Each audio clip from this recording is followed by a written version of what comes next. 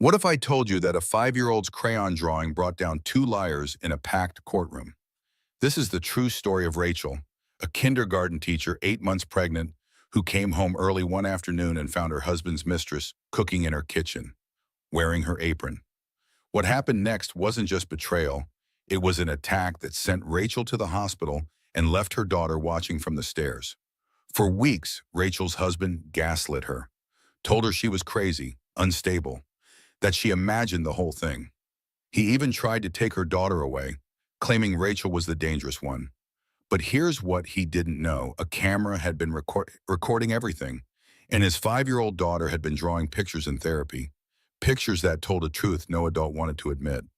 When that drawing was presented in court, the entire room gasped. Rachel's water broke from the stress, and what followed was a legal battle that exposed lies, manipulation, and a mother's fierce fight to protect her children. This is a story about betrayal, survival, and the unexpected moment when a child's innocent art revealed the devastating truth. Stay with me for the next 90 minutes. You won't believe how this ends. The crayon drawing that changed everything was innocently titled Mommy's Boo Boo in purple letters. Rachel Bennett sat in the family courtroom, her hands resting on her 8 months pregnant belly. The baby kicked against her palm. She focused on that feeling, the steady thump-thump of tiny feet. It helped her ignore Marcus sitting across the aisle with his lawyer. It helped her not look at the woman who had destroyed her marriage. Judge Helen Morrison adjusted her reading glasses and smiled down at the small girl in the witness box. Sophia Bennett sat on a booster seat, her legs swinging. She clutched a worn stuffed bunny against her chest. "Now, Sophia," Judge Morrison said gently, "can you tell me about your house? Do you like living there?" Sophia nodded, her brown curls bounced. "I have a pink room. Mommy painted it with me." "That sounds lovely. And who lives in the house with you?" "Mommy and baby brother. He's still in Mommy's tummy right now." Rachel felt tears prick her eyes. She blinked them back. Her lawyer, Margaret Hayes, touched her arm briefly, a silent reminder to stay calm, to let the process work. Judge Morrison continued, "And your daddy? Do you see him?" Sophia's face fell. "He lives at Grandma's house now, with the yellow-hair lady." A ripple of whispers moved through the courtroom. Marcus shifted in his seat. Rachel saw his jaw clench. "The yellow-hair lady?" Judge Morrison leaned forward slightly. "Can you tell me about her?" "She came to our house sometimes. She wore Mommy's apron once. Mommy didn't like it." Margaret stood. "Your Honor, if I may. Sophia has something she'd like to share with the court. Something from her therapy sessions with Dr. Linda Grant." The judge nodded. Margaret walked to the witness box. She handed Sophia a large piece of white construction paper. Rachel's stomach dropped. She knew that drawing. She had seen it in the therapist's office 3 days ago. The therapist had shown it to her privately, had warned her what it depicted. "Sophia, honey," Margaret said, "can you tell the judge what this is?" Sophia held up the drawing. The courtroom went silent. Even the court reporter stopped typing. The drawing showed stick figures. Simple, childlike, but the scene was unmistakable. A pregnant stick figure lay on the ground.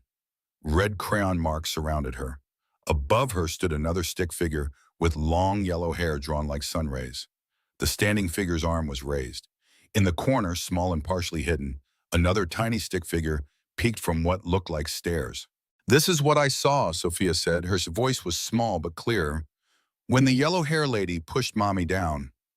The courtroom erupted. Gasps echoed off the wood paneling. Someone in the back row said, "Oh my God," loud enough for everyone to hear. Marcus shot to his feet. His lawyer grabbed his arm, pulled him back down. Rachel's hands went to her belly automatically. Protective. Always protective. The baby kicked harder, sensing her distress. She felt the room spinning. Judge Morrison banged her gavel 3 times. The sharp cracks cut through the noise. "Order, I will have order." The room settled, but the energy had shifted. Every eye moved between the drawing. Rachel's pregnant form, Marcus's pale face, and Victoria Crane in the back row, standing now, her mouth open in shock. "Your Honor," Victoria called out, "that child is lying. She's been coached. This is—" "Miss Crane, sit down," Judge Morrison ordered. "You are not recognized to speak." Victoria remained standing, her hands clenched at her sides. She's making it up. Rachel is manipulating her own daughter. I never... Bailiff, the judge said sharply. A uniformed officer moved toward Victoria. She finally sat, but her face was red, angry. Margaret turned back to Sophia. Can you tell us when this happened, sweetheart? Before my birthday party got canceled, Sophia said. Mommy was going to make cupcakes, but then she had to go to the hospital instead. She had boo-boos. Rachel felt wetness on her cheeks. She was crying now, couldn't stop it. Her daughter had seen everything, had witnessed the attack, had been carrying this knowledge for 3 weeks, drawing it over and over in therapy, trying to process what her 5-year-old mind couldn't fully understand. The baby kicked again, hard, harder than usual. Rachel gasped. A sharp pain radiated across her lower abdomen. She gripped the table in front of her. Rachel, Margaret noticed immediately. What's wrong? Another pain, stronger. Rachel looked down. Water pooled beneath her chair, dripping onto the courtroom floor. No, not now, not here. My water, Rachel whispered. Then louder, my water just broke. The courtroom exploded into chaos for the second time. Judge Morrison stood. Her black robe swirled. Bailiff, call an ambulance, now. Margaret crouched beside Rachel. Breathe, just breathe. Help is coming. Rachel's eyes found Marcus across the aisle. He was staring at her, his face unreadable. Not concerned, not guilty, just blank, as if he was looking at a stranger. Not the woman he'd married 9 years ago, not the mother of his children. A stranger. Victoria was still standing, still protesting. This is a setup. She planned this. The timing is too convenient. Someone get that woman out of my courtroom, Judge Morrison ordered. 2 bailiffs moved toward Victoria. She finally stopped talking, sank back into her seat. The pain came in waves now, regular, insistent. Rachel tried to focus on breathing, in through her nose, out through her mouth, like they taught in the birthing classes she'd attended alone because Marcus had been too busy with Victoria. Paramedics rushed in, their equipment rattled. They moved efficiently, asking questions, taking vitals, preparing a stretcher. Rachel answered on autopilot. Yes, 32 weeks. Yes, 8 months along. No complications in the pregnancy before this, before 3 weeks ago. As they lifted her onto the stretcher, Rachel looked back at Sophia. Her little girl was crying now, the stuffed bunny pressed against her face. Margaret had moved to comfort her, holding her, whispering reassurances. It's okay, baby, Rachel called out. Mommy's okay. Brother just wants to meet you a little early. But she wasn't okay. Nothing was okay. Her daughter had just revealed in open court that she'd witnessed an assault, that she'd seen her mother attacked while pregnant, that she'd been carrying that trauma for weeks, and now Rachel was going into premature labor. In a courtroom, surrounded by strangers, while her husband sat there looking like he wished he was anywhere else. The paramedics wheeled her out. The last thing Rachel saw was Sophia's drawing still propped up in the witness box. Purple letters spelling Mommy's boo-boo across the top. Yellow hair on a stick figure. Red crayon everywhere. The drawing that told the truth when no one else would believe her. The kitchen smelled like vanilla and cinnamon when Rachel opened the front door. She wasn't supposed to be home for another 2 hours, but Dr. Foster had been running ahead of schedule. The prenatal checkup had taken only 20 minutes instead of the usual hour. Everything looked good. Baby was healthy, growing right on track. Rachel had decided to surprise Marcus with his favorite cookies, fresh baked, still warm. She set her purse on the entry table, slipped off her shoes. Her feet were swollen. 8 months pregnant meant her ankles looked like tree trunks by the end of each day. Teaching kindergarten while this pregnant was exhausting, but she loved it, loved the children, loved seeing their faces light up when they learned something new. The vanilla scent grew stronger as she walked toward the kitchen. Maybe Marcus had come home early too. Maybe he was baking, though that seemed unlikely. Marcus didn't bake, didn't cook much at all these days. He was always at the office, late meetings, important clients, building his career. Rachel turned the corner into the kitchen and stopped. A woman stood at her stove, stirring something in a pot, wearing Rachel's apron. The one with the blue flowers that Marcus's mother had given her last Christmas. The woman had long blonde hair that fell past her shoulders in perfect waves. She wore a designer dress, heels, full makeup, in Rachel's kitchen at 3:30 on a Tuesday afternoon. The woman turned, smiled, like this was perfectly normal. "Oh," she said, "you're home early." Rachel's brain couldn't process what she was seeing. She knew this woman, Victoria Crane, Marcus's executive assistant. She'd met her at company parties, holiday dinners.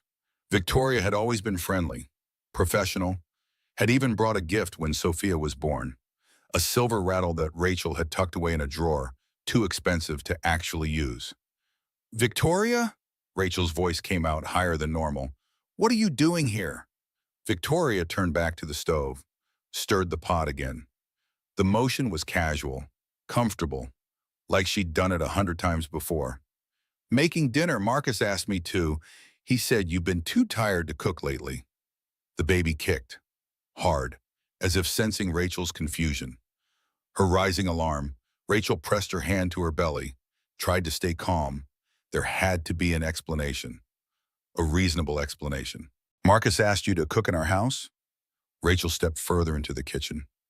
Her kitchen, the kitchen where she'd made breakfast that morning, where she'd kissed Marcus goodbye before he left for work. Among other things, Victoria turned off the burner, faced Rachel fully.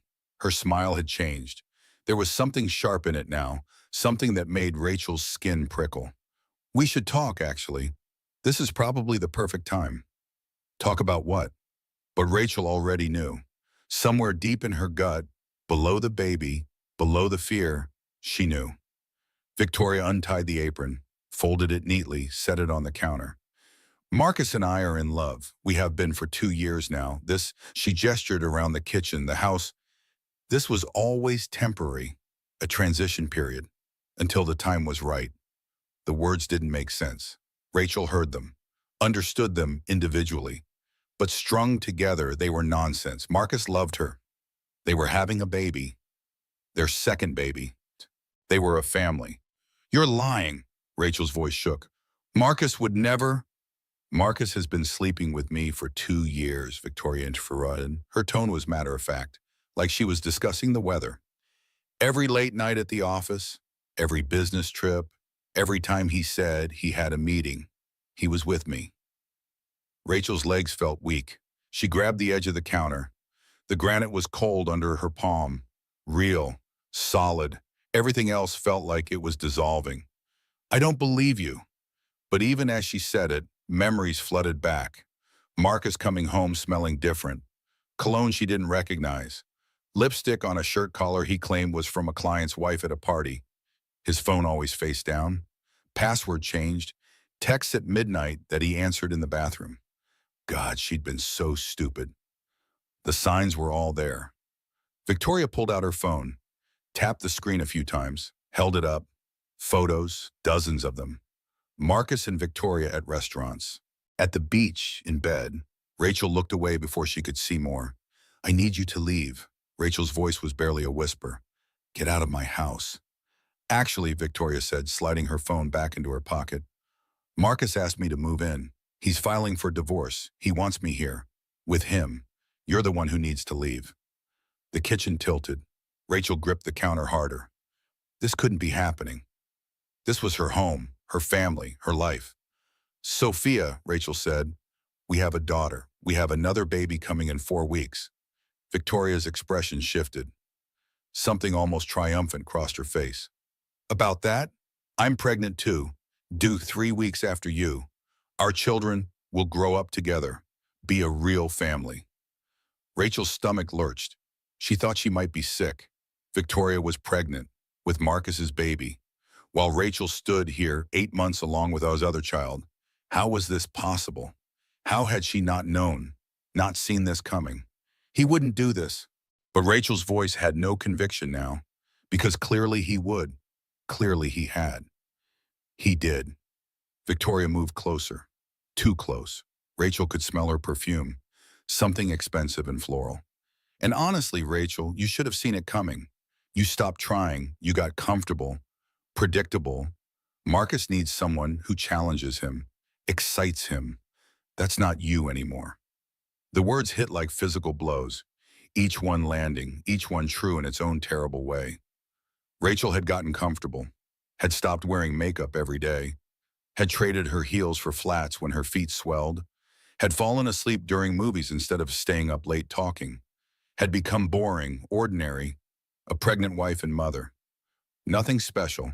No, that wasn't fair. That wasn't true. She had been exhausted, growing a human, raising their daughter, teaching full-time, trying to keep their house running while Marcus worked longer and longer hours. She hadn't stopped trying. She'd been surviving. Get out. Rachel's voice was stronger now, anger cutting through the shock. Get out of my house right now. It's not your house much longer, Victoria said, but she moved toward the door, grabbed her designer purse from the counter. Marcus will be here in an hour. He's going to explain everything. I suggest you start packing. Rachel followed her to the front door, made sure she left, watched through the window as Victoria walked to a silver Mercedes parked in the driveway. Rachel had seen that car before, parked outside their house late at night sometimes. She'd assumed it was a neighbor's guest, never questioned it. As soon as Victoria's car pulled away, Rachel locked the door. All the locks, chain, deadbolt, everything. Her hands shook. Her breath came in short gasps. The baby kicked, protesting her elevated heart rate. She needed to call someone, her mother, her best friend Claire, the police, someone, anyone. But first she needed to sit down. Before she fell down, Rachel made it to the couch, sank into the cushions, put her head between her knees as much as her belly would allow. Breathed, just breathed. Her phone buzzed. A text from Marcus. Home in 30, we need to talk. 3 little dots appeared, disappeared, appeared again. Another text came through. Victoria told me she ran into you. Let's be adults about this. Rachel stared at the messages. Let's be adults about this. As if he hadn't just blown up their entire life. As if his pregnant mistress hadn't just been cooking in their kitchen, wearing Rachel's apron. She wanted to throw the phone, wanted to scream, wanted to turn back time to this morning when everything was normal, when she'd kissed her husband goodbye, when she'd believed in her marriage, in her family, in the future they were building. But she couldn't go back, could only go forward, through whatever nightmare this was becoming. Rachel dialed Claire's number, her best friend since college, the person who had been her maid of honor, who had helped paint Sophia's nursery, who had thrown her baby shower just 3 weeks ago. Hey, what's up? Claire answered on the second ring, cheerful, happy. Can you come over? Rachel's voice cracked. I need you. Please, I need you right now. What happened? Are you okay? Is it the baby? Just come, please. I'm leaving now, 10 minutes. Rachel hung up, stared at her phone, at her wedding photo on the lock screen, Marcus in his tux, her in her white dress, both of them smiling, so happy, so sure they'd last forever. She'd picked him, she'd chosen this life, this man, and he'd been lying to her for 2 years, while she carried his children, while she built a home, while she believed in them. The baby kicked again, a reminder. She wasn't alone in this. She had Sophia, had this new baby coming. Had to protect them, had to be strong, even when she felt like she was breaking into a million pieces. Rachel stood in the kitchen 20 minutes after Victoria left. She couldn't stop shaking. Her hands trembled as she reached for her phone. She needed to call Marcus, tell him not to come home, that she needed time, space, anything but facing him right now. But before she could dial, the front door opened. Marcus walked in, his suit jacket slung over one shoulder, his tie loosened. He looked tired, worn, not like a man who had just destroyed his family, just tired. Rachel, he said, her name flat in his mouth. No affection, no warmth. She couldn't speak, could only stare at this stranger who wore her husband's face. Victoria told me what happened. He set his briefcase down, ran a hand through his hair. I wanted to wait, tell you differently, but I guess it's out now. Is it true? Rachel finally found her voice. All of it? Marcus didn't answer right away. He walked to the refrigerator, got out a beer, twisted off the cap, took a long drink like this was any other day. Any other conversation. Yes, he said finally. It's true. The simple confirmation hit harder than Victoria's detailed confession. Because this was Marcus, the man she'd loved for 11 years, married for 9, the father of her children. And he was standing in their kitchen admitting he'd been unfaithful for 2 years with his assistant, who was now also pregnant. How could you? The question came out as a whisper. Things change, Rachel. He leaned against the counter. People change. We grew apart. We're having a baby. She put her hand on her belly. Our baby. In 4 weeks. I know. He took another drink. That's why I waited. Didn't want to stress you during the pregnancy.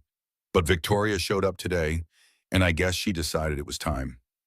She showed up? Rachel's voice rose. She was cooking in our kitchen, wearing my apron. She said you asked her to move in. I was going to discuss that with you. Marcus set his beer down. Look, this doesn't have to be ugly. We can handle this like adults, split custody, sell the house, move on.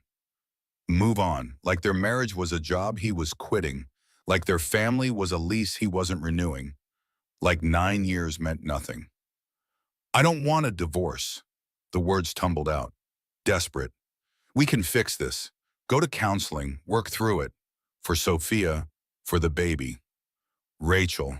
His voice held pity now. That was somehow worse than the coldness. It's over. It's been over for a while. I just didn't know how to tell you.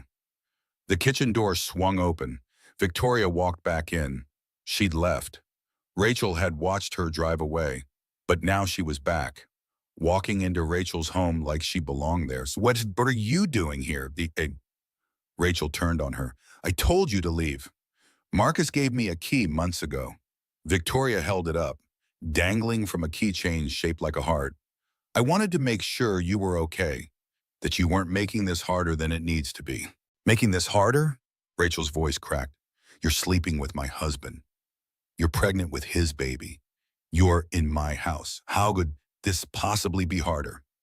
See, Victoria looked at Marcus. This is what I meant. She's being emotional, irrational. I'm being irrational? Rachel stepped toward Victoria. The movement was instinctive, protective, angry. Get out of my house now. It's not your house anymore. Victoria's voice was sharp, cold. Marcus and I are together now. This is going to be our home. You need to accept that. Rachel, calm down. Marcus moved between them. This isn't helping. Calm down? Rachel's voice rose to a near shout. You brought your pregnant mistress into our home, while I'm pregnant, and you want me to calm down? You're getting hysterical. Marcus's voice took on an edge. Think about the baby, your blood pressure. Don't you dare. Rachel's hands clenched into fists at her sides. Don't you dare act like you care about this baby. You've been planning to leave us for months. Years, maybe. Victoria moved around Marcus, stepped closer to Rachel. Too close. You need to pack your things and go. Marcus doesn't want you here anymore. This is my house. Rachel held her ground. My home, my family. You don't get to kick me out. Actually, I do. Victoria smiled, that sharp, cruel smile. Because Marcus chose me. He doesn't want you. He wants me and our baby. The sooner you accept that, the easier this will be. Something in Rachel snapped. The stress, the betrayal, the sheer audacity of this woman standing in her kitchen, smiling, gloating, while Rachel's entire world collapsed. Get out. Rachel's voice was low, dangerous. Get out right now or I'm calling the police. Call them. Victoria pulled out her phone, started typing. I'll tell them you attacked me, that you're unstable, dangerous. They'll believe me. What? I never touched you. Not yet. Victoria took a step closer. But you want to. I can see it in your eyes. You want to hurt me. Because you know I won. I got Marcus. I got the life you thought was yours. Victoria, that's enough. Marcus reached for her arm, but she shrugged him off. She needs to understand, Marcus. She needs to know that this is over. That we're together now, that her little fantasy of fixing this isn't going to happen. Rachel reached for her phone on the counter. Her hand shook. She needed to call someone. Claire, the police, anyone. This was wrong. All of this was wrong. Victoria grabbed for the phone at the same time. Their hands collided. Rachel jerked back, lost her balance. Her pregnant belly threw off her center of gravity. She stumbled backward, tried to catch herself on the counter. Victoria's hands shot out. Not to help, to push. Rachel felt it clearly. The pressure against her shoulder. The shove. Hard enough to send her already off-balance body falling backward. Rachel's back hit the edge of the counter. The sharp granite corner dug into her lower back. Pain exploded. White hot, radiating through her spine, down her legs, around her belly. She slid to the floor, the impact jarring, shocking. "Mommy!" Rachel looked up through the pain. Sophia stood at the top of the stairs, her stuffed bunny clutched to her chest, her eyes wide, terrified. Victoria froze, her face went pale. She looked from Sophia to Rachel on the floor to Marcus standing there doing nothing. "I didn't," Victoria started. She fell. She lost her balance. "I didn't." But Sophia had seen. Rachel could see it in her daughter's face.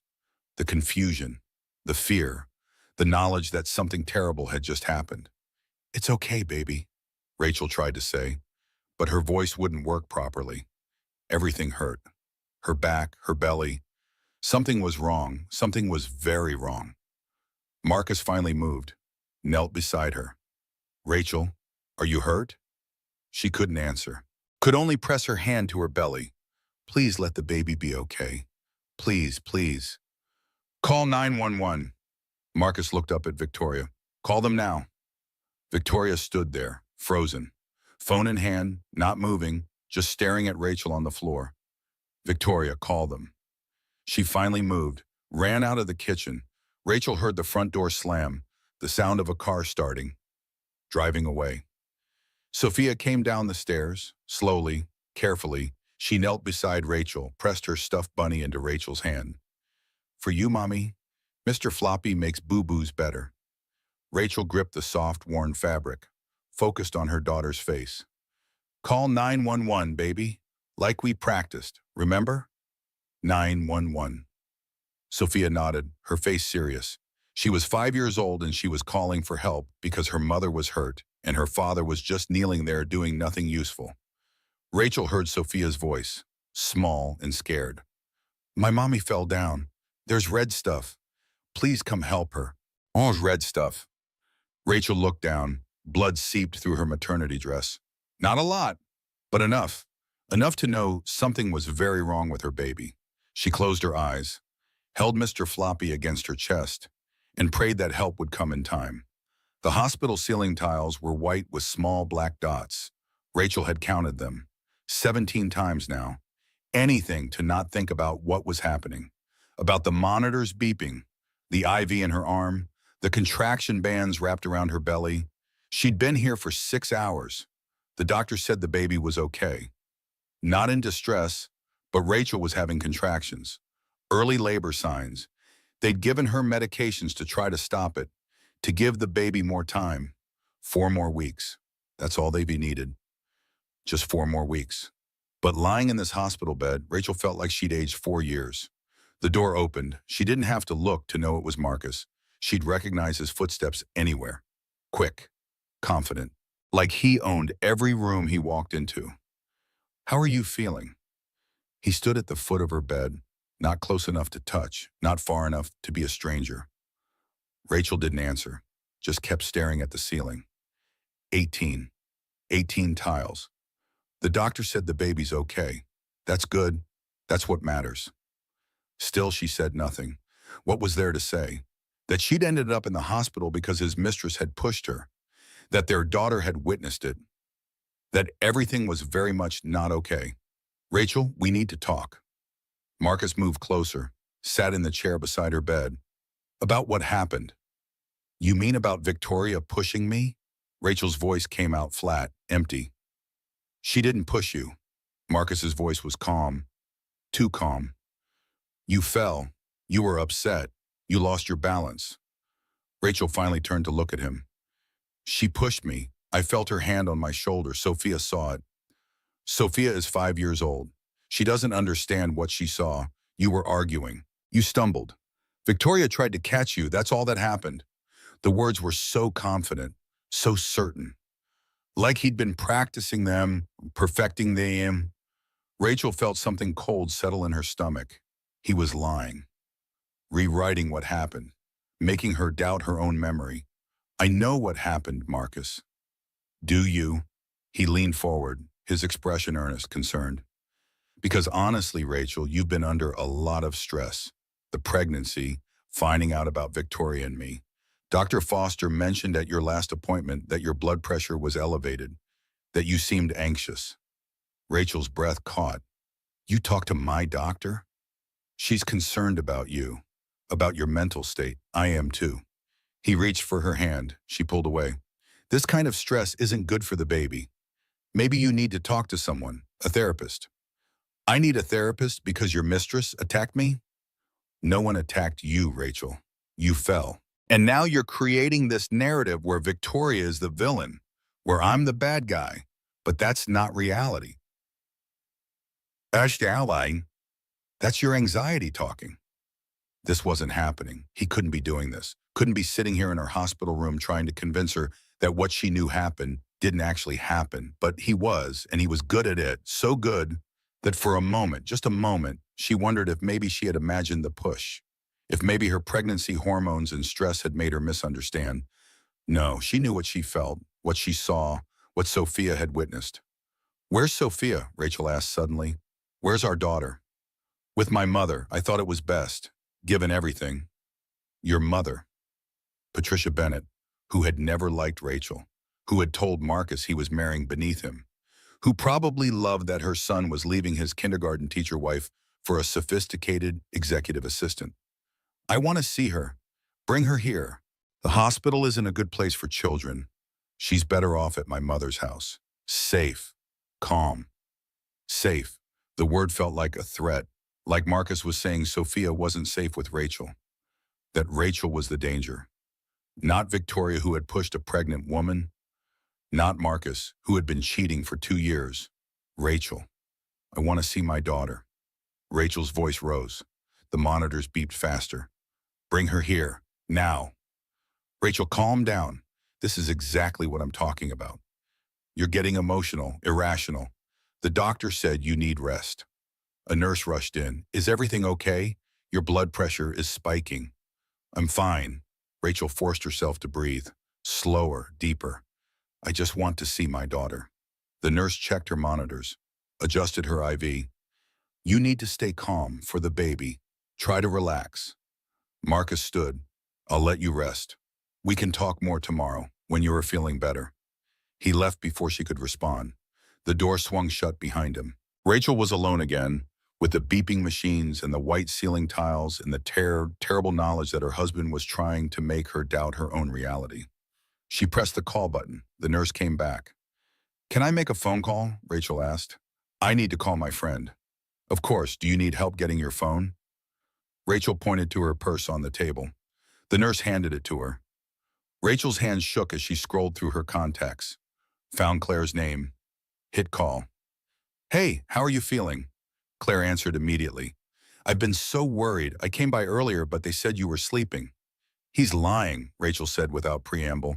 Marcus is lying. He's saying I fell. That Victoria didn't push me. That I'm imagining things. Silence on the other end. Then Claire's voice, hard and angry. That son of a... He talked to my doctor. He's saying I'm anxious, stressed, that I need therapy. He took Sophia to his mother's house. I can't see her. Okay, listen to me. Claire's voice was firm, clear. The voice of someone who had been Rachel's friend for 15 years, who knew her better than almost anyone. You're not crazy. You know what happened. I believe you. The words broke something in Rachel. She started crying, couldn't stop. All the fear and pain and confusion pouring out. I'm so scared. What if he takes them? What if he convinces everyone I'm unstable? What if I lose my babies? That's not going to happen. I'm coming there. Right now, and we're going to figure this out together. You're not alone in this. Thank you. Rachel wiped her eyes. Thank you for believing me. Always, I'm leaving now. Be there in 20 minutes. Rachel hung up, stared at her phone, at her lock screen photo of Sophia and Marcus and her at the beach last summer. All of them smiling, happy, a lie. The whole thing had been a lie. She opened her text messages, saw the thread with Marcus. All his sweet messages over the past months. Love you. Thinking of you. Can't wait to meet our son. Everyone a lie while he was with Victoria, planning his exit, building his case that Rachel was the unstable one. Her hands shook as she typed a message to him. I want Sophia home. Tomorrow, or I'm calling a lawyer. She hit send before she could second guess herself. Watch the three dots appear. Disappear. Appear again. His response came through. Let's not make this uglier than it needs to be. Think about the children. Think about the children, the ones he'd been planning to abandon, the daughter he'd taken away from her, the son she was carrying who would be born into this nightmare. Rachel deleted the message thread. Every sweet lie, every false declaration, gone. She couldn't look at them anymore. She pulled up her web browser, typed in family lawyers near me, started reading reviews, taking notes, building her defense, because Marcus thought he could gaslight her, convince her she was crazy, take her children, rewrite history. But he was wrong, she remembered. She knew the truth, and she was going to fight, even if she had to do it from a hospital bed, even if her husband had become a stranger, even if her entire world had fallen apart. She would fight.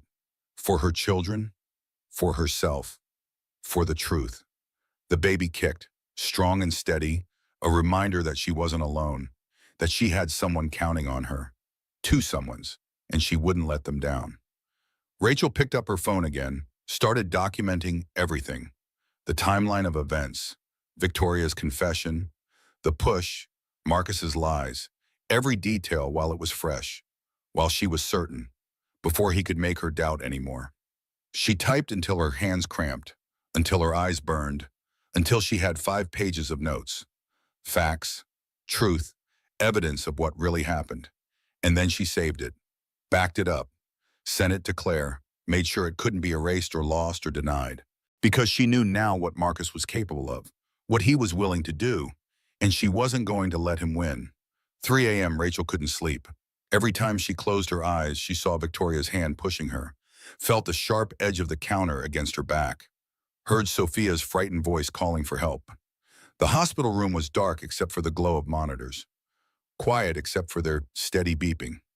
Rachel stared at the ceiling, lost count of the tiles somewhere around 30. Her phone buzzed, a text from Claire. You awake? Rachel typed back. Can't sleep. I'm outside. Come down when you can. Need to show you something.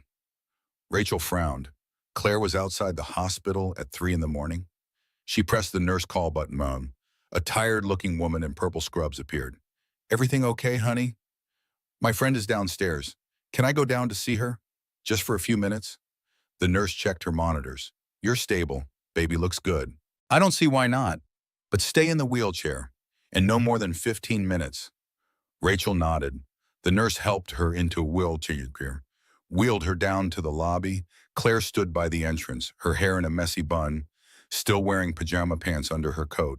She held her laptop bag. What's going on? Rachel asked as Claire took over pushing the wheelchair. She steered them toward a quiet corner, set up her laptop on a side table.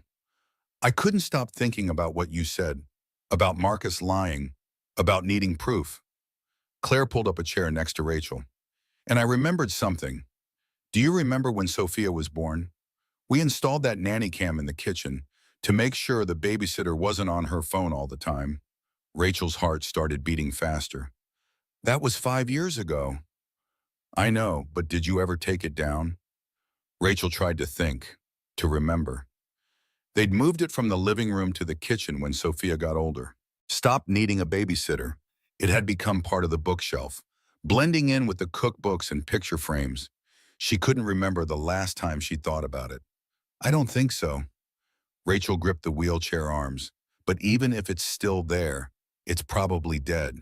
The battery wouldn't last 5 years. It wasn't battery powered. Remember? We hardwired it. Ran the cord behind the bookshelf so no one would see. Claire's fingers flew across her keyboard. And if it's still connected to your Wi-Fi?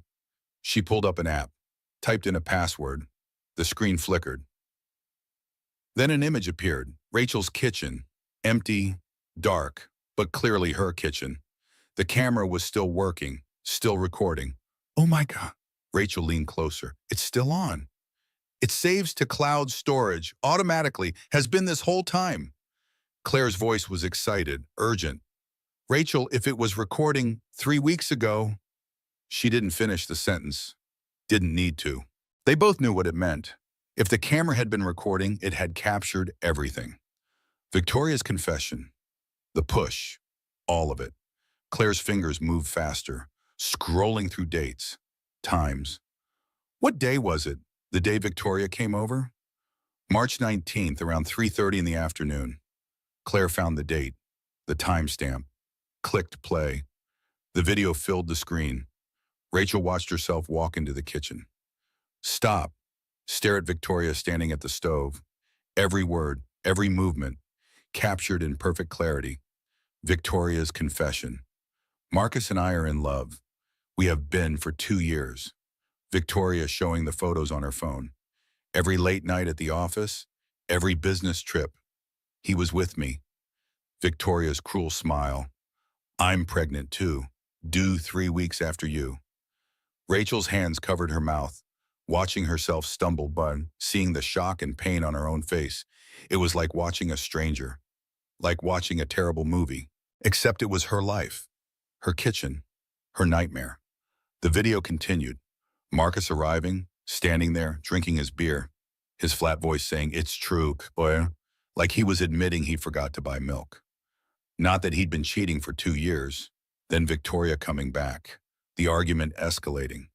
Rachel reaching for her phone, Victoria grabbing for it, both of them moving, Rachel losing balance.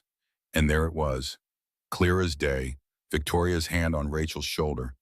The push, hard, deliberate, not trying to catch her, pushing her down, Rachel falling, hitting the counter, crumpling to the floor, blood on her dress.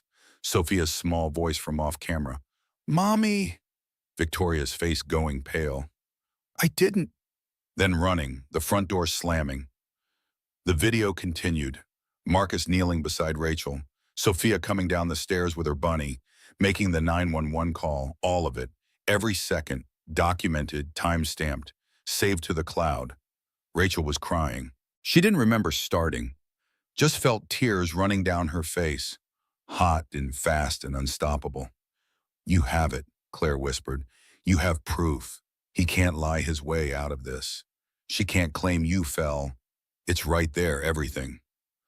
Rachel couldn't speak, could only watch as Claire made copies, downloaded the file, backed it up, saved it 3 different ways, made it impossible to delete or lose or deny. "I need to send this to a lawyer," Rachel finally said, her voice hoarse. "Can you help me find one? A good one?" "Already did." Claire pulled up an email. "Margaret Hayes, she's a friend of my sister, specializes in family law, has a reputation for not backing down. I sent her a message. She said she can meet with you tomorrow." Tomorrow, less than 24 hours, and Rachel would have real help, a lawyer who knew what she was doing, who could use this video to protect Rachel, to protect Sophia, to make sure Marcus and Victoria faced consequences for what they'd done. "Thank you." Rachel grabbed Claire's hand, squeezed tight. "I don't know what I'd do without you." "Honey, I never liked him anyway." Claire squeezed back. "I just couldn't figure out how to tell you. Thought maybe I was being judgmental, but he always seemed too smooth, too perfect, like he was performing instead of living." The words hit Rachel like a punch, because Claire was right. Marcus had always been performing. The devoted husband, the excited father, the successful businessman. None of it real, all of it an act. "I was so stupid." Rachel's voice broke. "The signs were everywhere. I just didn't want to see them." "You weren't stupid, you trusted him. That's what you're supposed to do in a marriage. This isn't your fault." But it felt like her fault, felt like she should have known, should have questioned, should have protected herself and her children before it got this far. The nurse appeared. "Time to head back up. You need rest." Rachel nodded. Let Claire pack up the laptop. Let the nurse wheel her back to her room. But her mind was racing, planning. She had evidence now, real proof. Marcus couldn't gaslight her anymore, couldn't make her doubt what happened, couldn't paint her as the unstable one. The video showed the truth, and the truth was devastating. Back in her room, Rachel did what she always did when overwhelmed. She made lists, grabbed a notebook from her bedside table, started writing. List of Marcus's lies, list of warning signs she'd missed, list of things she needed to do. Call the lawyer, get copies of their financial records, change the locks on the house, open a new bank account he didn't have access to. The pen moved across paper. Her mind focused on tasks, on actions, on survival. She filled 3 pages, then 4, then 5. Somewhere around page 6, she wrote, "I deserve better," at the bottom. Stared at the words, wrote them again and again. 17 times she wrote it, filling the page with her own affirmation, her own truth, because she did deserve better, deserved a partner who didn't lie, who didn't cheat, who didn't try to make her doubt her own reality. She deserved respect, trust, love, real love, not whatever performance Marcus had been giving her for 2 years. The baby kicked, like he agreed, like he was saying, "Keep fighting, keep going, I'm with you." Rachel put her hand on her belly. "We're going to be okay," she whispered. "All of us, me and you and Sophia, we're going to survive this." And for the first time since Victoria had walked into her kitchen, Rachel believed it, because she had proof, had evidence, had a witness who couldn't be manipulated or gaslit or made to doubt. The camera had seen everything, and cameras didn't lie. Marcus had underestimated her, thought she'd just accept his version of events, break down, give up. But he was wrong. He'd pushed too far, pushed his pregnant wife, let his mistress attack her, tried to steal her daughter. And now Rachel was done being the victim, done being the one everyone felt sorry for. Now she was angry, and anger was so much better than despair. Rachel was discharged from the hospital 2 days later. The contractions had stopped. The baby was stable, but the doctors warned her, no stress, bed rest, take it easy, like that was possible with her life falling apart. Claire drove her home, pulled into the driveway. Rachel stared at her house, the house she'd lived in for 7 years, the house where she'd brought Sophia home from the hospital, where she'd celebrated birthdays and holidays and ordinary Tuesday nights. Her house, her home. Except the locks had been changed. Rachel's key wouldn't fit. She tried 3 times, wiggled it, forced it, nothing. Marcus had locked her out of her own house. "That son of a..." Claire pulled out her phone. "Call the police. This is illegal. He can't just lock you out." But before Rachel could call anyone, her phone rang. Marcus, she answered on speaker. "I see you're home," he said. No greeting, no asking how she felt, just cold observation. "The locks are changed." Rachel's voice shook with fury. "You changed the locks on my house." "My house, actually. It's in my name, the mortgage, the deed, all me." His voice was maddeningly calm. "I can't have you here right now. Not while you're in this state. It's not safe." "Not safe? I'm not safe?" Rachel's voice rose. "You're sleeping with your assistant. She pushed me while I was pregnant. I ended up in the hospital, and I'm the one who's not safe?" "See, this is what I mean. You're creating this narrative that isn't based in reality. Victoria never pushed you. You fell. The hospital confirmed there was no evidence of assault. Because bruises take time to develop." Rachel's hands clenched into fists. "And I have a video from the nanny cam that shows exactly what happened." Silence on the other end, long enough that Rachel thought he'd hung up. Then Marcus spoke again. His voice changed, harder. "You're not thinking clearly. The stress, the pregnancy hormones. You need help, Rachel." "I need my house. I need my daughter. Where is Sophia?" "Safe. With my mother.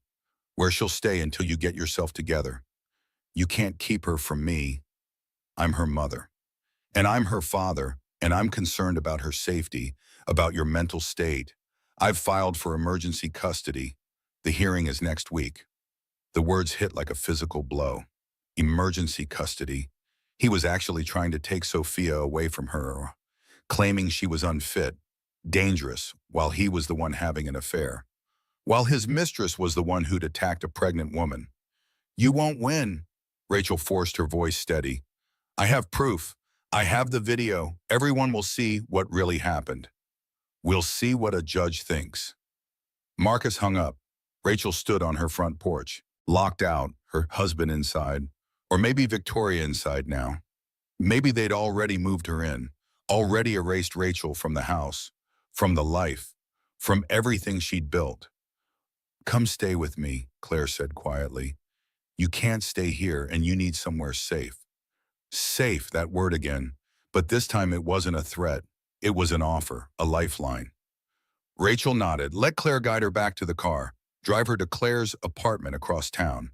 Help her inside. Claire's place was small, one bedroom, but clean, warm, welcoming. She set Rachel up on the couch with pillows and blankets, made her tea, sat with her while Rachel cried. I'm going to lose everything, Rachel whispered. My house, my daughter, everything. No, you're not, Claire's voice was firm, because tomorrow we're meeting with Margaret Hayes, and she's going to help you fight back. This isn't over, Rachel. It's just beginning. Rachel wanted to believe her, wanted to think she could win this. But Marcus was so good at lying, so convincing. What if the judge believed him? What if they thought she was unstable? What if they gave him Sophia? The thought made her want to vomit. Claire's phone rang. She answered, listened. Her expression changed. I'll tell her. Thank you. She hung up, looked at Rachel. That was my sister. Margaret Hayes can see you tonight. She's coming here. In 1 hour. 1 hour.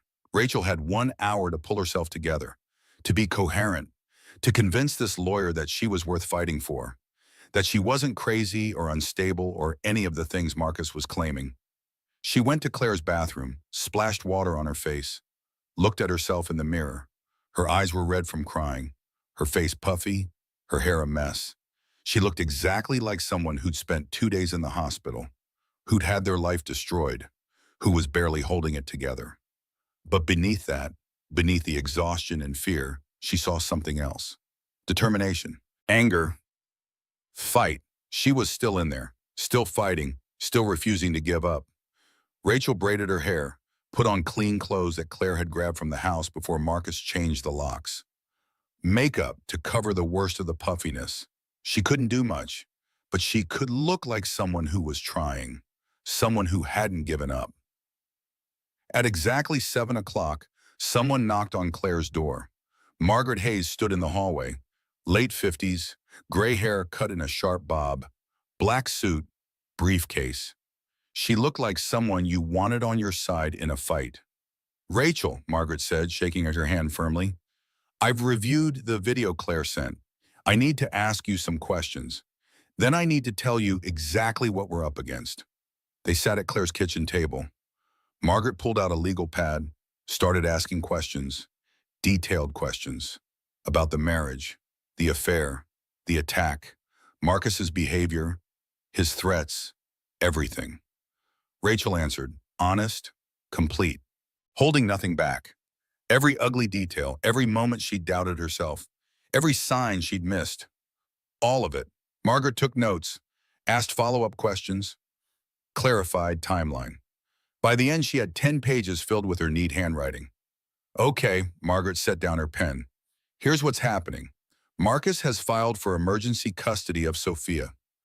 Claims you're mentally unstable, a danger to yourself and your child. He has statements from Victoria saying you attacked her, that she had to defend herself. Rachel's stomach dropped. But the video is our ace. Margaret's voice was confident, because it shows Victoria pushed you, shows her confession about the affair, shows everything.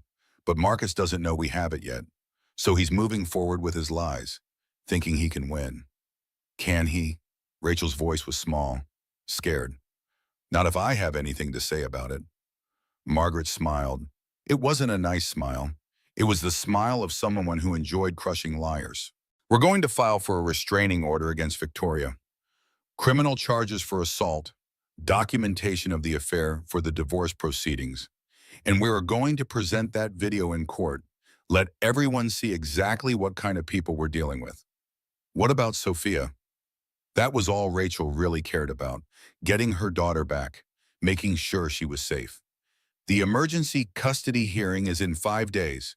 We'll counterfile, show the video, demonstrate that you're not unstable, that Marcus is the one creating an unsafe environment by bringing his violent mistress around your child.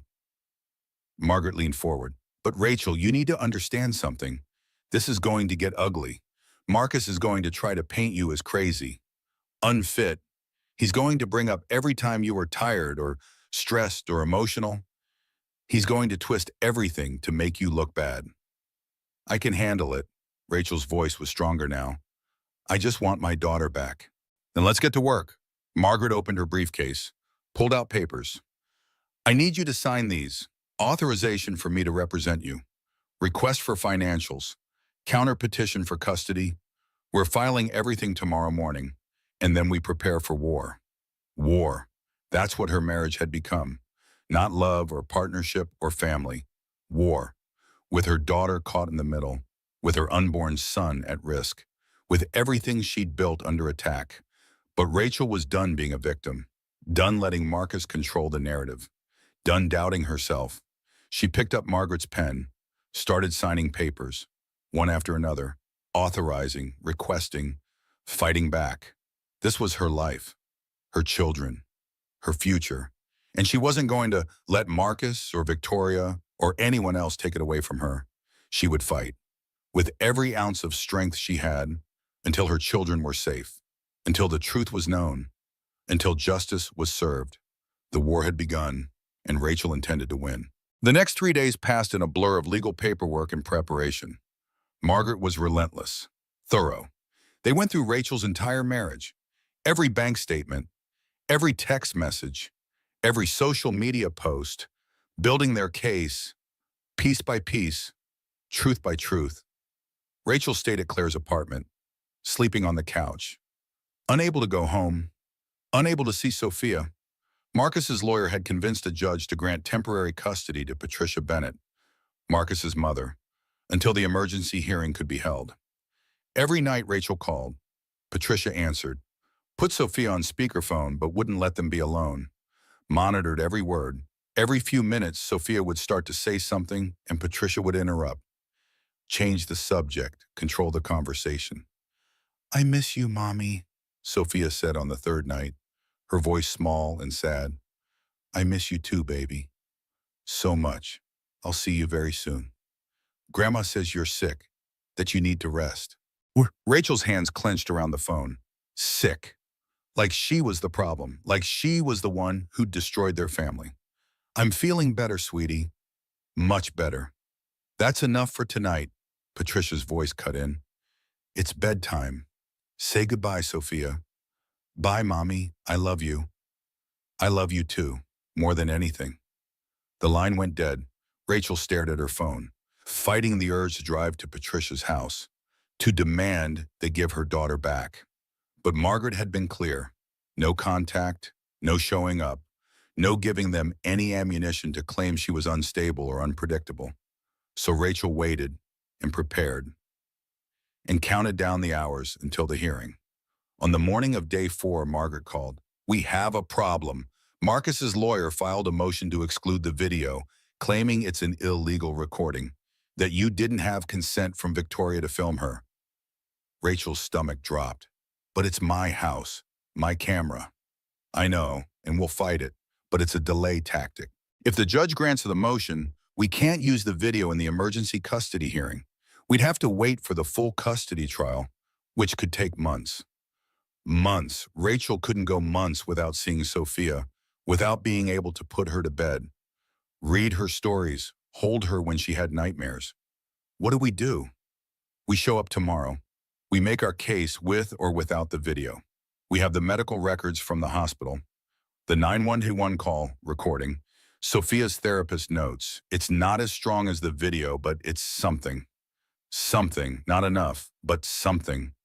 Rachel closed her eyes, tried to breathe, tried to stay calm, for the baby, for herself, for this fight she couldn't afford to lose. The hearing was scheduled for 10 a.m. the next morning. Rachel barely slept. She lay on Claire's couch, staring at the ceiling, running through everything Margaret had told her to say. Everything to avoid saying, how to sit, how to speak. How to look like a fit mother instead of a woman falling apart. At 8 a.m., Claire helped her get ready. A navy blue dress that Claire had bought new. Professional, modest, the kind of dress that said, responsible mother. Minimal makeup, hair pulled back in a neat bun. Nothing flashy or emotional. Just calm, competent, stable. They arrived at the courthouse at 9:30. Margaret was already there, wearing her black suit and confident smile. Ready? Rachel nodded, not trusting her voice. They walked into the building, through security, up to the third floor, family court.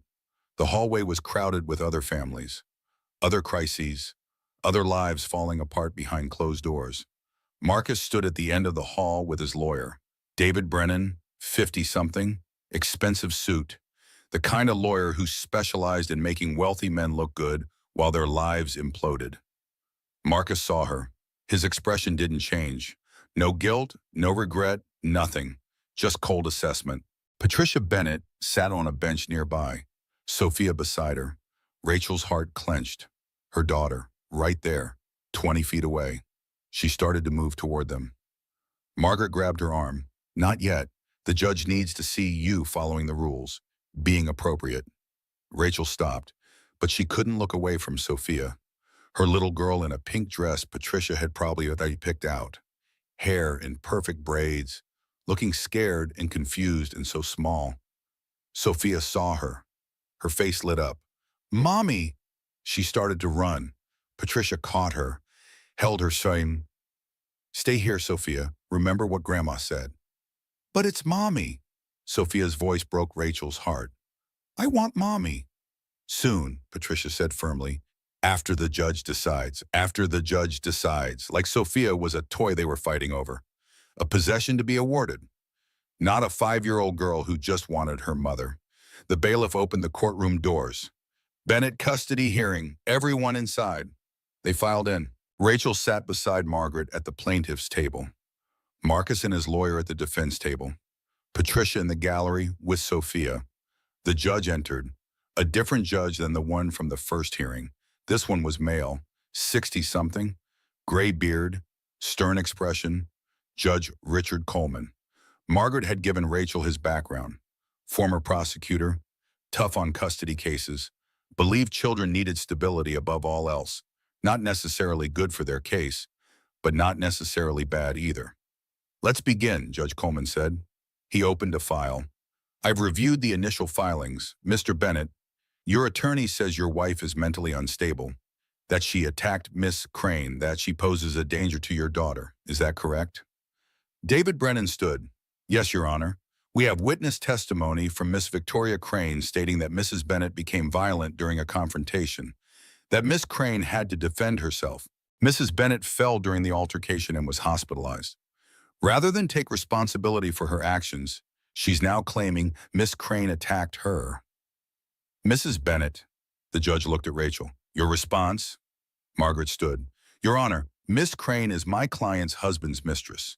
She came to my client's home, revealed a 2-year affair. When my client tried to defend herself, Miss Crane physically pushed her. My client is 8 months pregnant. She fell, hit a counter, had to be hospitalized for early labor. We have medical documentation, a 911 recording made by their 5-year-old daughter, and video evidence from a home security camera. Video evidence? Judge Coleman's eyebrow raised. I see a motion to exclude that evidence. A baseless motion, Margaret said firmly. The camera was installed in my client's home 5 years ago. It's not hidden. Anyone entering the home consents to being filmed.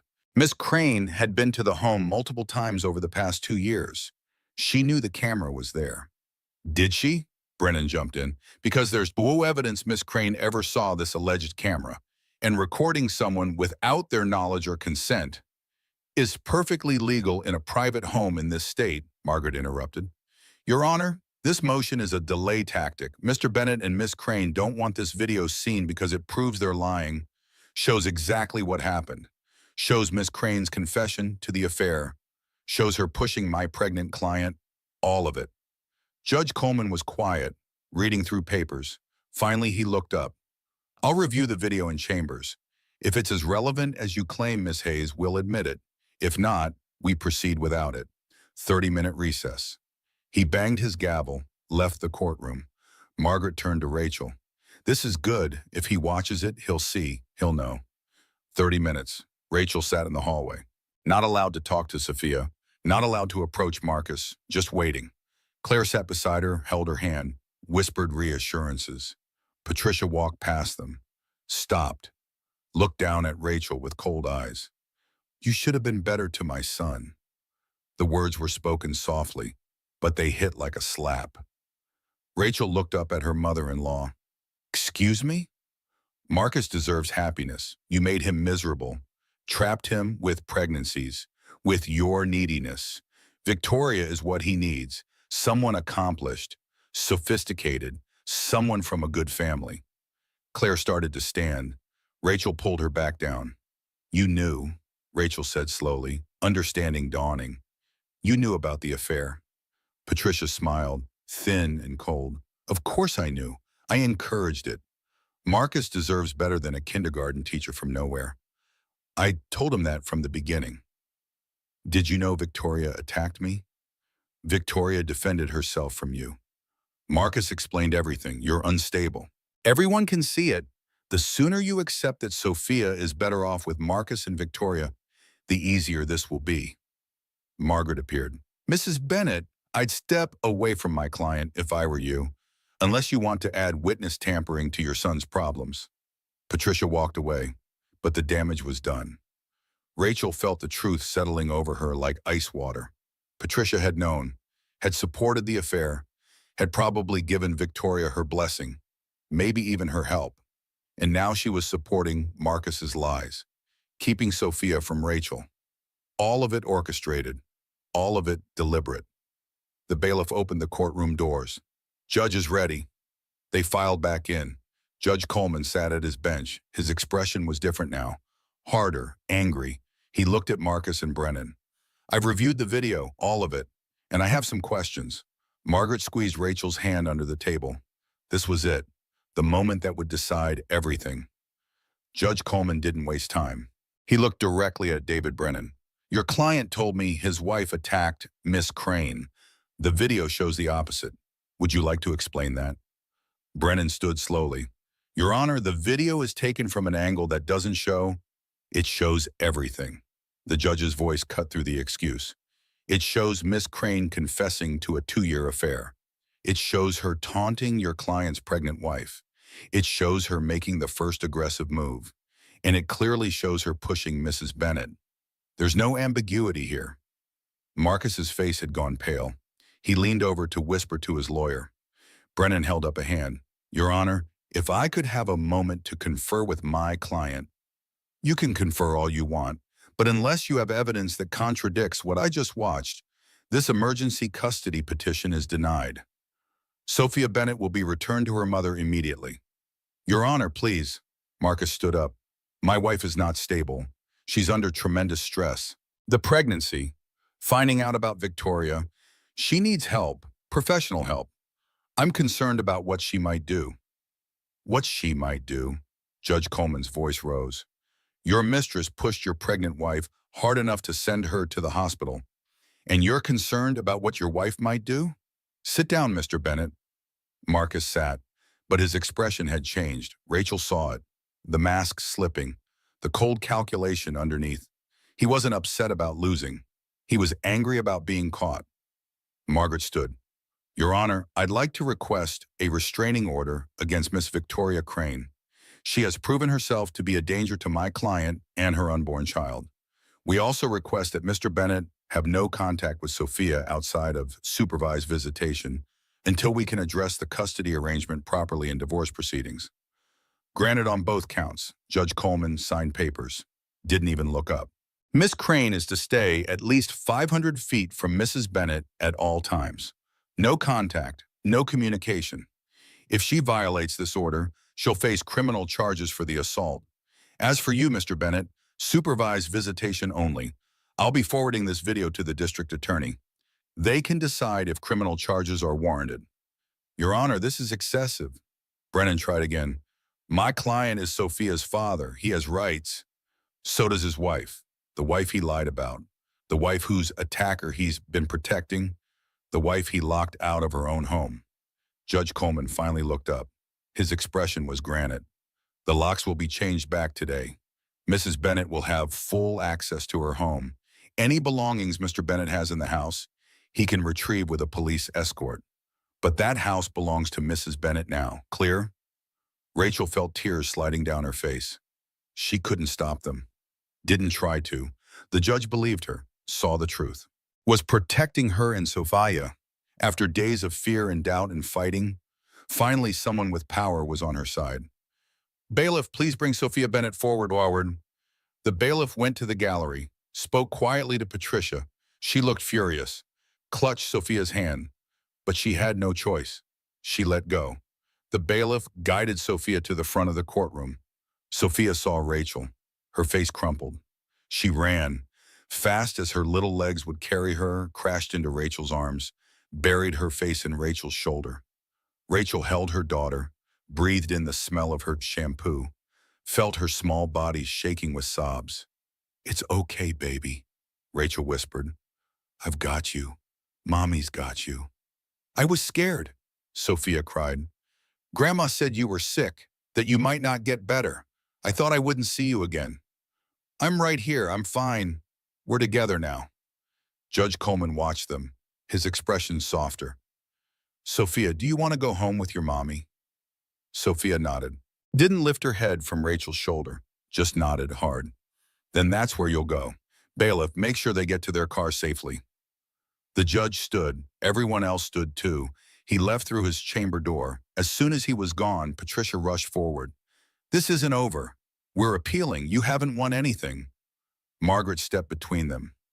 "Mrs. Bennett, any further contact with my client or her daughter will be considered harassment. Walk away, now." Patricia glared, but she walked away, joined Marcus and Brennan near the door. They huddled together, talking in low, angry voices, planning their next move.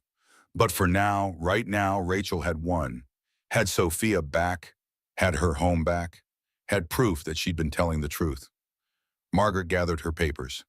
"We need to get you home, get Sophia settled, then we start preparing for the divorce proceedings.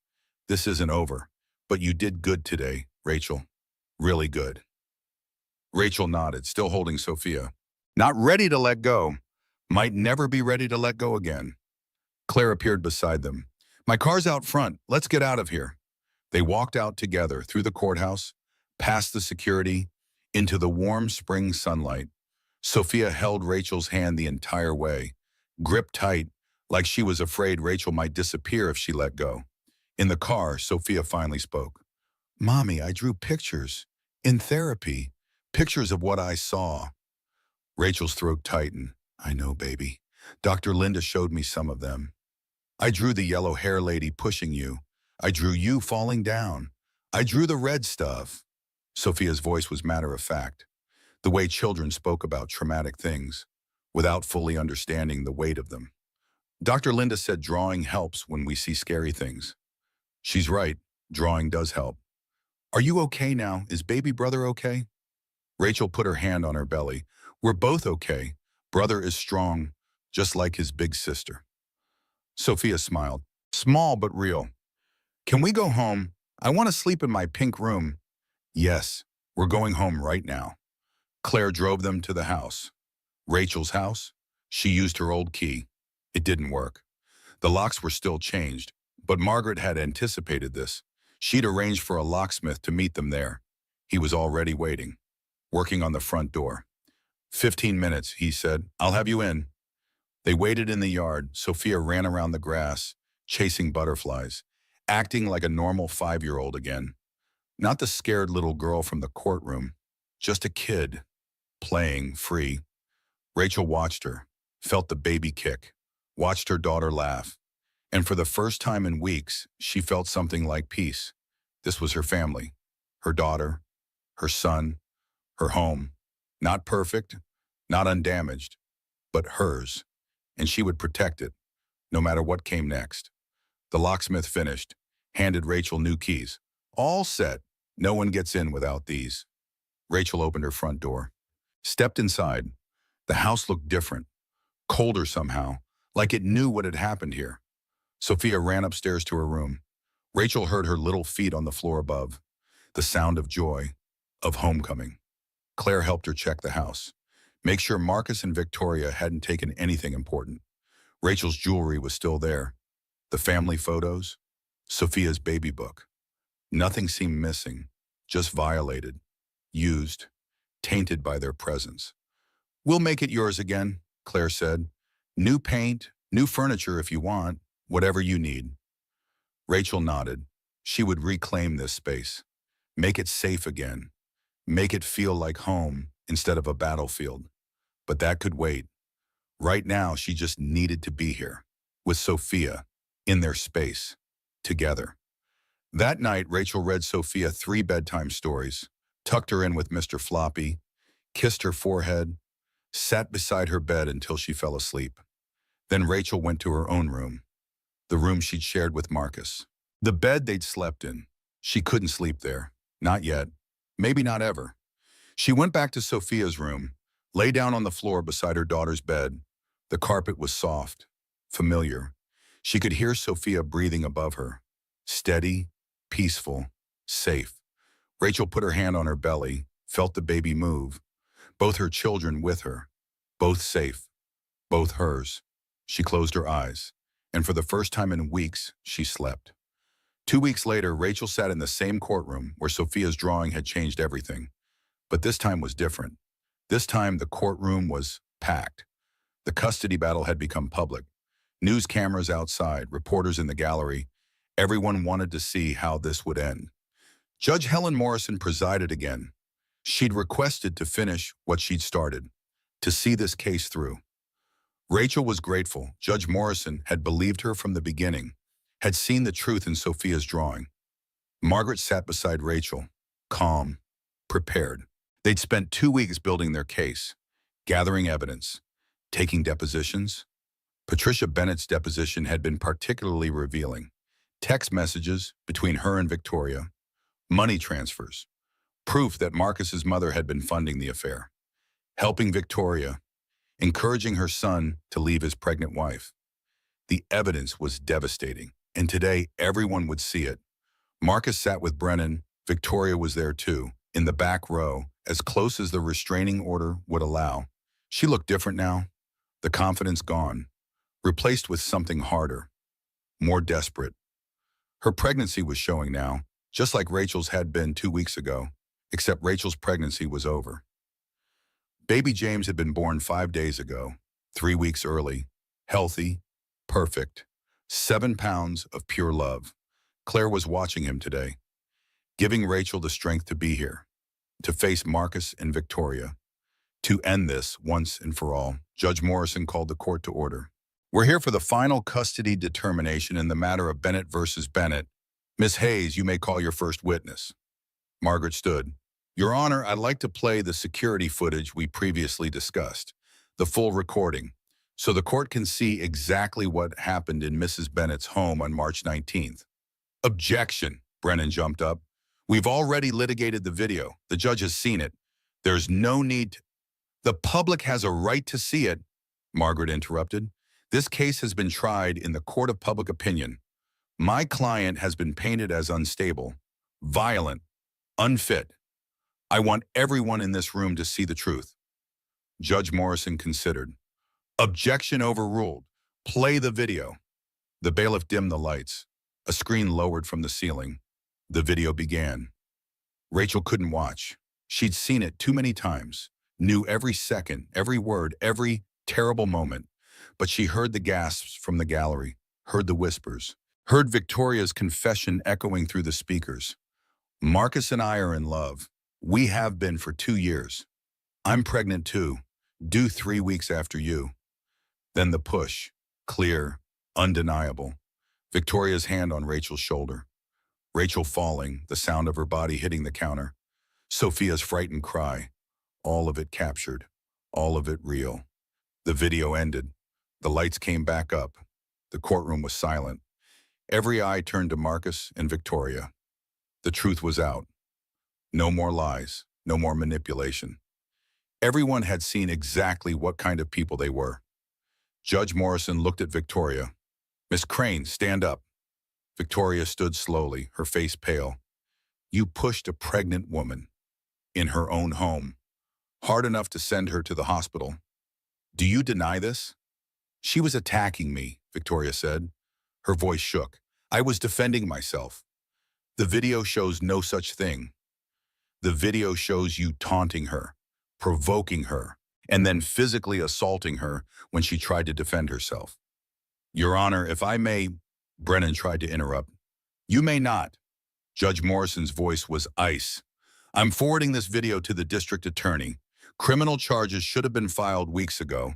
Miss Crane, you're fortunate Mrs. Bennett didn't press charges immediately, that she chose to wait until this custody matter was resolved. But I can assure you assault charges are coming." Victoria sat down hard, like her legs wouldn't hold her anymore.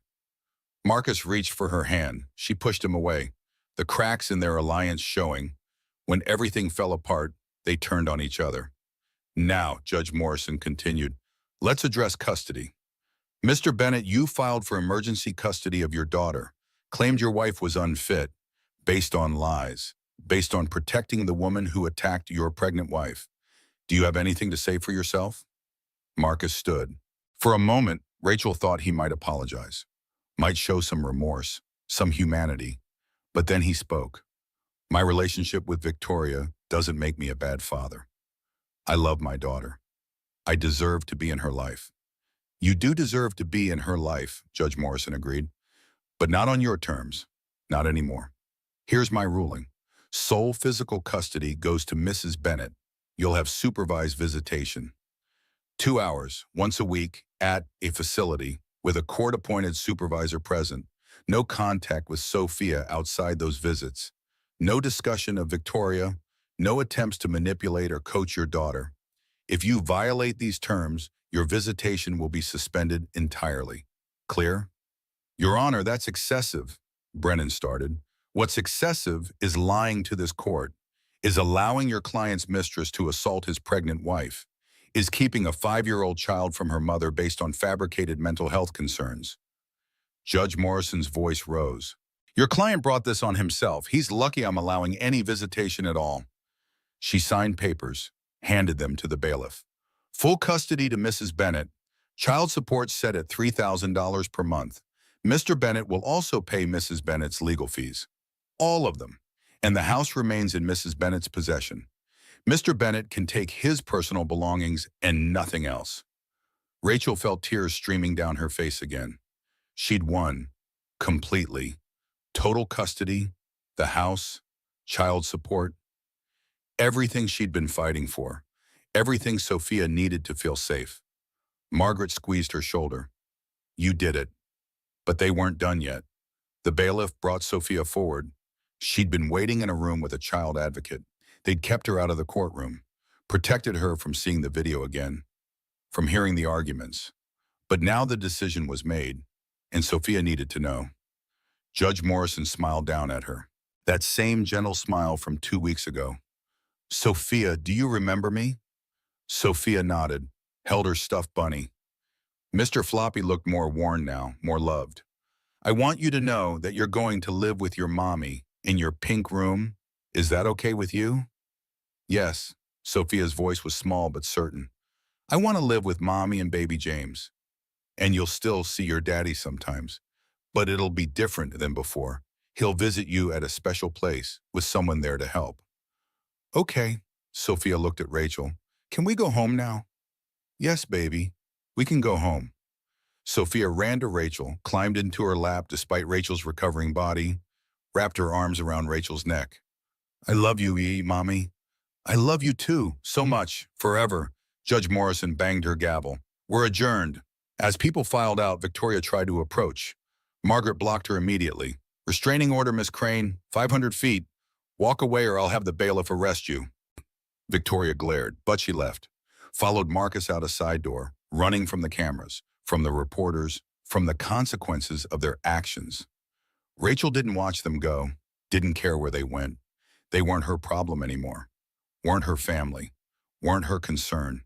She had everything that mattered right here. Sophia in her arms, James waiting at home with Claire, a house that was truly hers, a future that was hers to build. Margaret helped them navigate through the crowd, past the reporters shouting questions, past the camera flashes, to Claire's car waiting at the back entrance. Claire had James in his car seat, fast asleep, perfect and tiny in hers. "How'd it go?" Claire asked. "We won," Rachel said simply. "Everything. We won everything." They drove home, to the house that was fully Rachel's now, the home she'd reclaim, make new, make safe, make beautiful. As they pulled into the driveway, Sophia pointed, "Look, Mommy, the butterfly is back." A yellow butterfly landed on the mailbox, bright and delicate, beautiful. Sophia had been watching butterflies in the yard the day they'd come home, finding joy in simple things, healing through play and nature and time. "Make a wish," Rachel told her. "Butterflies are good luck." Sophia closed her eyes, whispered something Rachel couldn't hear, then opened her eyes and smiled. "I wished for us to be happy, all of us, you and me and baby James." Rachel's heart swelled. "That's a perfect wish, baby. The best wish." They went inside, their home, their family, their life. Not perfect, not undamaged, but theirs. And for the first time in months, Rachel felt something she'd forgotten. Hope. Real hope. Not for the past to be different, but for the future to be better.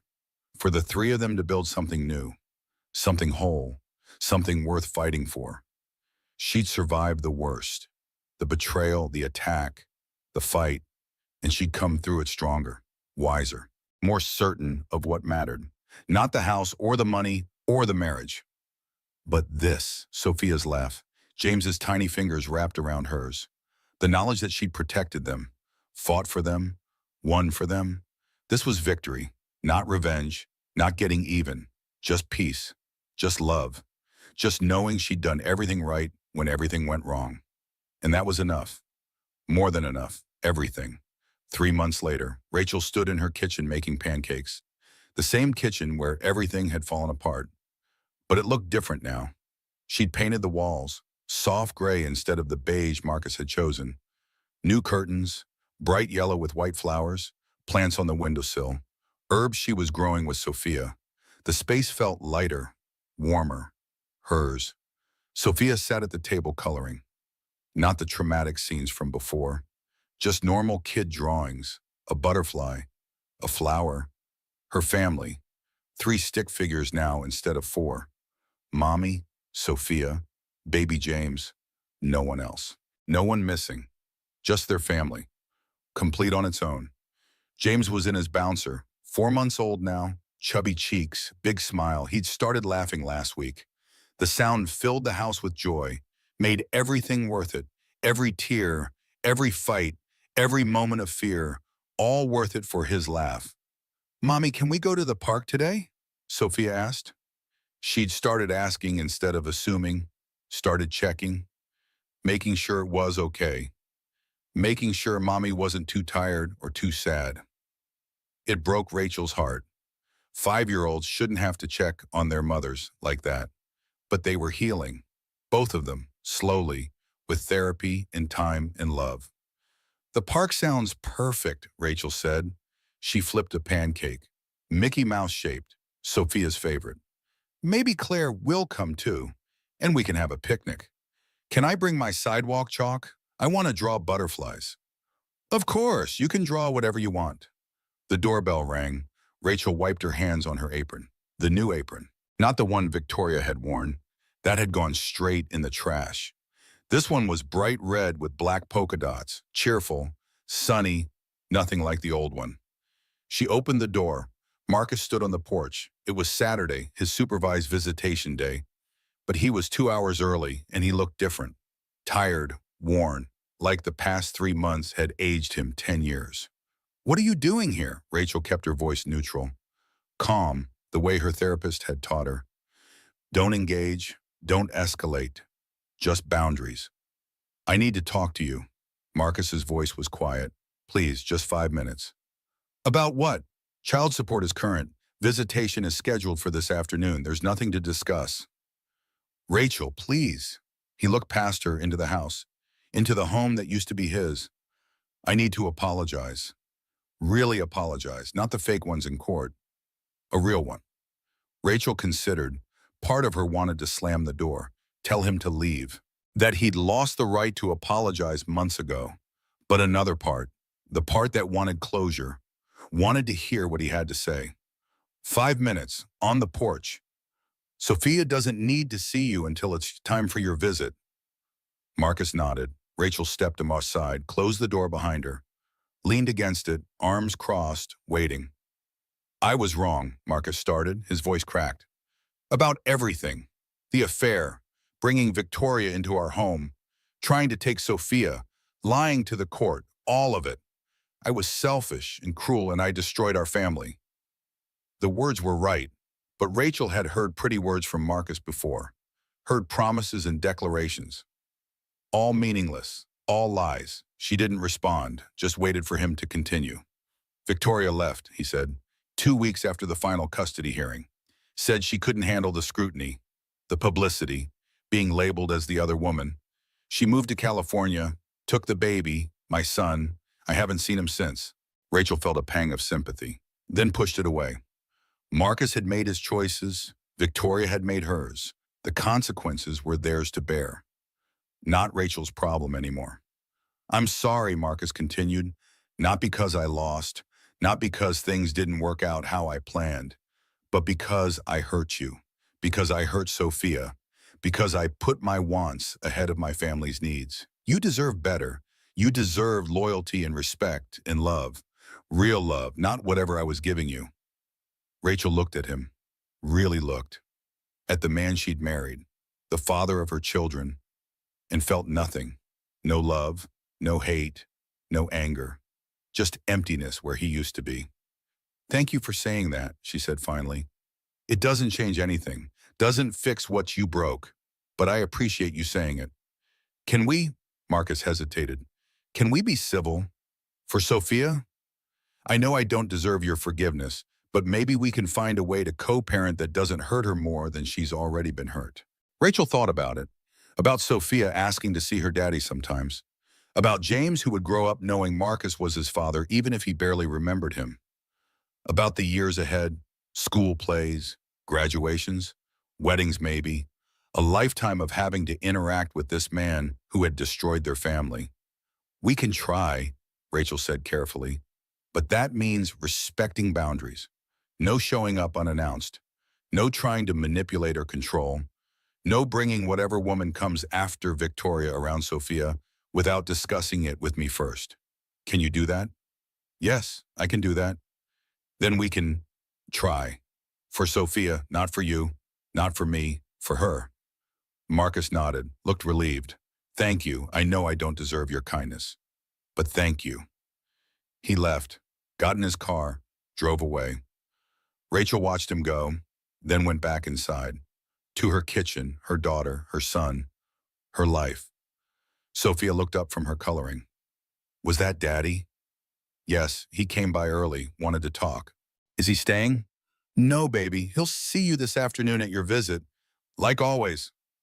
Okay. Sophia went back to coloring, unconcerned. She'd adjusted to the new normal. 2 homes, 2 parents, but mostly 1 home. 1 parent, 1 stable place where she felt safe.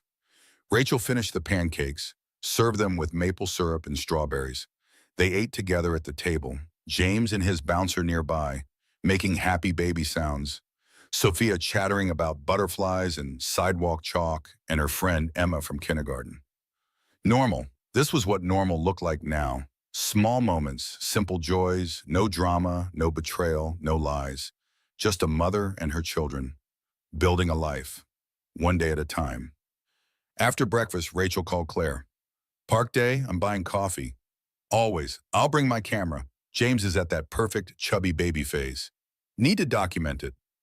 They met at the park an hour later. Sophia ran straight to the swings.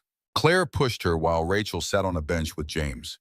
The baby was fascinated by the trees, by the wind in the leaves, by everything new and bright and beautiful.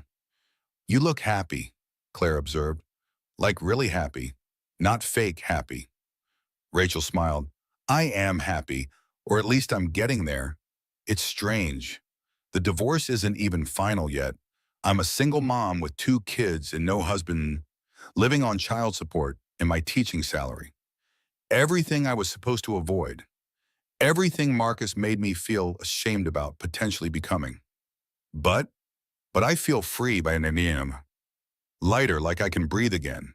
I don't have to wonder where he is or who he's with. Don't have to make excuses for why he missed dinner again. Don't have to pretend everything is fine when it's falling apart. I just get to be me, with my kids, building whatever life I want. Claire smiled. That's beautiful. You sound like you. I feel like me for the first time in years, maybe since before I got married. I've forgotten what it felt like to just exist without trying to be what someone else wanted. They sat in comfortable silence, watching Sophia play, watching other families, other mothers and fathers and children, some together, some apart, all just doing their best, all just surviving. Rachel's phone buzzed, a text from her therapist. Great session yesterday. Keep up the good work. Proud of you. She'd been in therapy for 3 months now, working through the betrayal, the gaslighting, the trauma of being attacked while pregnant, learning to trust her instincts again, to believe in herself, to understand that what happened wasn't her fault, that she hadn't failed, that sometimes people just chose to hurt you, and it had nothing to do with your worth. It was hard work, painful work, but necessary work, and she was doing it for herself, for her children, for the future she was building. Mommy, look, Sophia called from the top of the slide. I'm being brave. I see you, baby. So brave. Sophia slid down, laughing, free, being 5 years old again instead of the worried little girl who'd witnessed her mother's attack. Therapy was helping her too. Play therapy, art therapy, safe spaces to process what she'd seen, what she'd experienced, what she'd lost when her family fell apart. They were both healing, both finding their way, both learning that sometimes the worst things lead to better things, that losing something you thought you needed opens space for what you actually want, that survival is its own kind of victory. As the sun climbed higher, Rachel felt the baby kick. Wait, no, James was in her arms. She put her hand on her stomach. But she wasn't pregnant anymore, just muscle memory. Her body remembering what it felt like to carry a child, to be responsible for another life. She looked at James, at Sophia, at the life they were building together, and she understood something she hadn't before. The prison door had been unlocked all along. She'd been her own warden, staying in a marriage that didn't serve her, accepting treatment that diminished her, believing she needed Marcus to be complete, to be whole, to be enough. But she'd always been enough, just herself, just Rachel, mother, teacher, fighter, survivor, enough without anyone else's approval, without anyone else's love, just enough on her own. Sophia ran over. Mommy, can we get ice cream? Ice cream sounds perfect. They packed up, headed to the little shop downtown. The one with the homemade waffle cones and the flavors that changed every day. Sophia got chocolate chip mint. Rachel got salted caramel. They sat outside at a small table, James asleep in his stroller. The 3 of them, a family, not broken, not damaged, not less than, just different, just their own version of family, complete without the person who'd left them, whole without the piece that didn't fit anymore. Rachel watched her daughter chase a butterfly across the sidewalk, ice cream forgotten in her hand, chasing beauty, chasing joy, chasing whatever caught her eye, free and happy and healing. And Rachel smiled, a real smile, the kind that came from deep inside, from the part of her that had survived, that had fought, that had won. Not against Marcus, not against Victoria, against doubt, against fear, against the voice that said she couldn't do this alone. Because she wasn't alone. She had Sophia, had James, had Claire, had herself. And that was more than enough. That was everything. The butterfly landed on a flower. Sophia stopped chasing, knelt down beside it, watching, careful not to scare it away, just observing, appreciating, being present with beauty. Rachel took out her phone, snapped a picture. Her daughter and the butterfly, light and shadow, joy and peace, a moment of perfection in an imperfect world. This was her life now, these moments, these children, this freedom. Not the life she'd planned, not the fairy tale she'd believed in, but something better, something real, something hers. And as she watched her daughter watch the butterfly, Rachel realized she was finally free. Free from lies, free from doubt, free from the need to be anything other than exactly who she was. A mother, a survivor, a woman who'd been knocked down and gotten back up, who'd been betrayed and chose to trust again, who'd been broken and put herself back together, stronger at the broken places, more beautiful for the scars, more whole for having lost what was never truly hers to begin with. The butterfly flew away. Sophia came back to the table, finished her ice cream, told Rachel about her friend Emma and their plan to be butterflies for Halloween, about her drawing class, about the book she wanted Rachel to read to her tonight. Normal conversation, normal life, normal day. And Rachel had never been so grateful for normal in her life, for boring and predictable and safe, for knowing exactly where her children were and that they were happy, for not having to worry about betrayal or lies or hidden dangers. They went home as the sun started setting. Rachel made dinner, gave James a bath, read Sophia 3 stories before bed, tucked her in with Mr. Floppy, kissed her forehead. "I love you, Mommy," Sophia whispered. "You're the best mommy in the whole world." "I love you too, boy, more than all the stars in the sky." Rachel turned off the light, left the door cracked, went to her room, the room that was just hers now. She'd gotten a new bed, smaller, softer, a space just for her. No ghosts, no memories, no Marcus. She checked on James in his crib beside her bed, fast asleep. One hand curled into a tiny fist, his face peaceful. Perfect. Rachel climbed into bed, pulled up the covers, closed her eyes, and for the first time in months, maybe years, she felt truly at peace. Not because everything was perfect, but because it was real. Honest, hers. She'd survived. More than that, she'd won.